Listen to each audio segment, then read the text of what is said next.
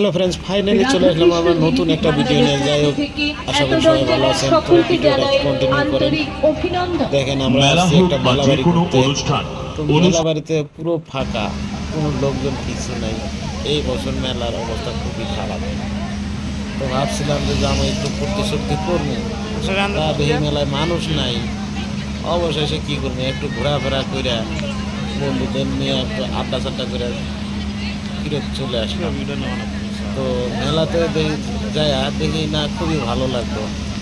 মানুষজন না থাকলে কী হবো, নাগরতলা চাগরতলা বহুত কিছু আছে, এগুলো দেখলাম। দেখে একটু সময় কাটালাম, সময় কাটিয়ে বাড়ি থেকে চলে আসলাম। তো ভিডিওটা কেমন লাগলো, কীরকম লাগলো, আশা করি ভালো লাগলো।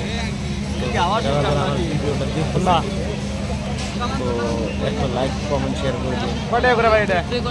এরকম নতুন নতুন ভিডিও যাতে নিয়ে আসতে পারি। তাই যে পুতুলগুলোর দাম জিজ্ঞাসা করলাম, তো একটা করে পুতুলের দাম 50 টাকা চাইছে। না ব্যাডনেস কমান আছে, কালার কমান আছে, ঘোরাফেরা করে কোনো কিছু দেখতে পেলাম না। দেখবেন না পায়া, তো ভাবলাম আর কী করব। যাক, এবছর তো হইল না কিছু দেখার মতো। আগামীতে এই নাগরতলা আমি কোনো দিনে চলি নাই, কমেন্ট করে জানাবেন নাগরতলা চড়ার মজা, সেটাও বলবেন। আমি যেহেতু নাগরতলা চলতে খুব ভয় পাই, নাগরতলা চড়ার চেষ্টা করি কিন্তু সাহস হয় না, কোনোদিনও উঠিনি। তো